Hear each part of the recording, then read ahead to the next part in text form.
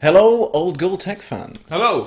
Today is the 10th of October, 2010. And what does that mean? Well, in binary, it's 42. And if you're a fan of The Hitchhiker's Guide to the Galaxy, then according to Douglas Adams, 42 is the answer to life, the universe, and everything. Does that mean the world is going to end? It better not. I've got important things to do.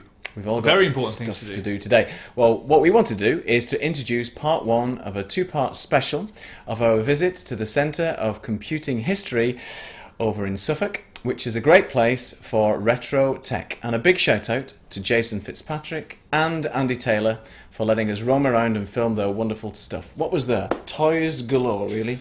Amazing. Furbies, Fast Tracks, Deep Blues, Altairs, RM Nimbuses, Spectrums, Apple Lisas, Commodores, Spectrums, everything. Amstrad Mega Drive, Duck Hunt, Everything. Game Gears, Amstrads, Ataris, anything that you could possibly think of, this guy's got. It was a retro tech fest and amazing. So, part one, which is coming up in a few moments, is going to show Jason and Nick having a discussion about the museum and letting you know what's around. Part two is really a bit of a roaming adventure, showing you all the different rooms and some of the different kit that they've got there. So, hope that you enjoy this show. It's a beige special, to be honest. It is a beige special, yeah. Bit of colour correction. It's a lot of beige with a few other bits of black thrown in there because I've never seen some of these computers before, and amazing stuff there. So, hopefully you'll enjoy this show. This is going to go out tonight on the 10th of October 2010 at 10 past 10. So hopefully the world won't have ended or this show won't be broadcast. But if you do find it somewhere in a retro tank, then please remember we did this on the special day. In a retro tank? In a retro tank, yeah. Not one of those big tanks with, you know, like a place to put retro stuff. I don't know. It's a retro tank. Anyway, incidentally, if you're getting married today, congratulations.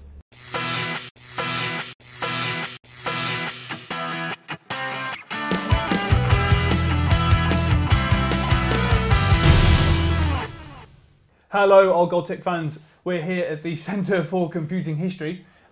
My name's Nick, obviously from Old Gold Tech, and we're here with Jason from the centre, and we're just going to have a quick chat about why it's important for somewhere like this to exist. So, Jason, pleased to meet you.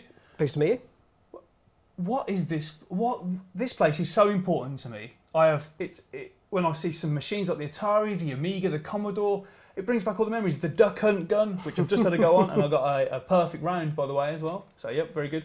But why does this place exist? I mean, it's just a tome of amazingness, but it exists because at the end of the day, you've got the last sort of 40 years of our lives have been completely and utterly overtaken by computers. Yep.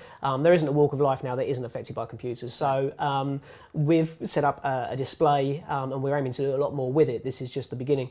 That documents that change over those years and how they've affected us. Cool. So how can people get involved with this? Can they just come along, or where are you? How do we find this centre? Okay, I mean, we're based at the moment in Haverhill in Suffolk, which is about 20 minutes outside of Cambridge. We're hoping to move to Cambridge in the not too distant future. There's a lot of things going on at the moment, and just sort of watch the website for more info on that. Yeah, I mean, people can come along. The website says it's by appointment only, which is a little bit of a strong term, really. Just let us know you're coming, and we'd be more than pleased to see you. So you can turn them all on and press play on tape? Absolutely. Okay, get ready. Where do all these come from then? The core collection originally was my collection. I mean, I've been collecting ever since, I don't know when these things were out. I've just always tinkered with them, taken them apart, done other things with them, or repaired them, all sorts. Yeah. And being a bit of a hoarder, I've just kept everything I've ever had.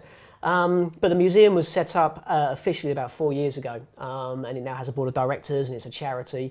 And because of the web presence that we have, if you type in Computer Museum, we're right up the top there. People just come to us and say, I've got one of these, do you want it? And this is one of the largest collections in Europe, yeah? No, I wouldn't have said it was one of the largest collections in Europe. It's quite a specific collection. Yeah. There are lots of other collections out there, quite often private, so you can't get access to them anyway. Yep. But it is quite a comprehensive collection, especially for home computers. You have some rather special guests here, don't you, in terms of computing? You have the chess computer. What was that called? We have the IBM Deep Blue machine. Or it's the same as the Deep Blue machine, so it's not the one. But that's the machine that beat Garry Kasparov. So get in this building. You can come and see that machine. Yeah, we're hoping to have it up and running, and you're going to be able to buy the T-shirt. I played the machine that beat Garry Kasparov or something. Can I have a T-shirt now? I haven't got them done yet. Can you send me one? We'll see. Go on. We'll see. So, in terms of the maintenance of these machines, if one of them breaks down, how do you fix them all? I mean, it'd be a shame, wouldn't it, if one of them... Oh, yeah. No, I mean, the good thing about this stuff is that it is quite accessible. You can get inside it and you can fix things. So, I mean, my background is electronics and software, so yes, I can get in there and do a certain amount. I understand the way they work. We've got a great team of volunteers, and they come in. We have weekends where you get in and fix stuff, make stuff work with newer equipment. All sorts of things. So yeah, they're quite, I'll say, easy. Sometimes it's hard to get parts for them, but that's why we have duplicates of a lot of it. What's your personal favourite in this building? Oh, I couldn't. It's like choosing a favourite sort of son or daughter. I've got loads of favourites. We've just got the System 1 over there, which is Acorn's sort of first computer. And it's hardly even a computer, it's just 2 circuit boards with a little display. I love that thing to death. I love the BBC Micro because it's one that I had, and the Sinclair's X81's great. Again, it's one that's personal to me. And I think that's the whole point about this. The word personal in personal computer is very strong.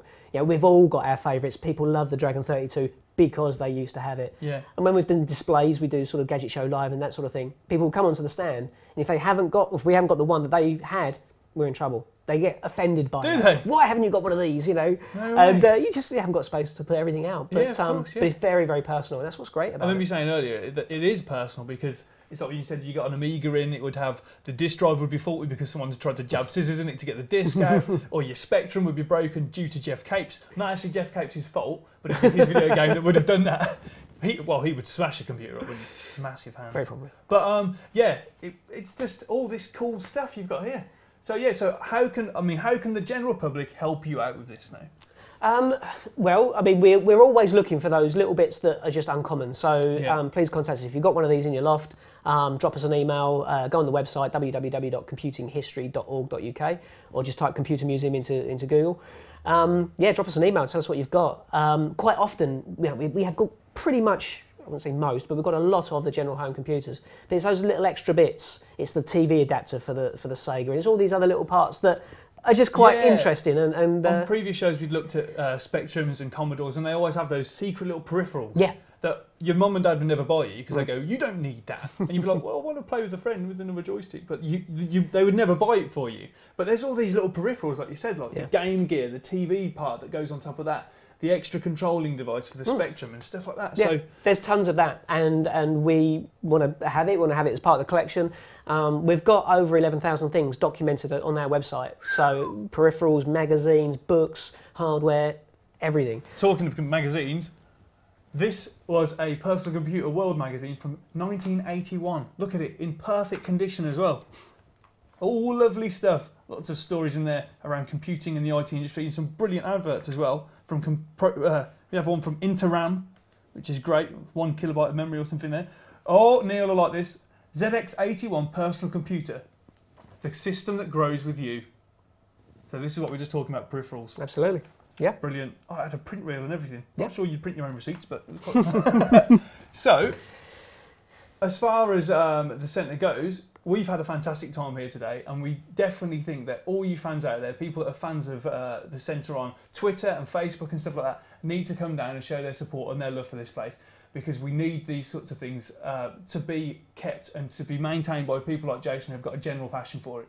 So please donate, come and see the place, and just come and look at some of this classic old gold tech stuff. It's just absolutely fantastic.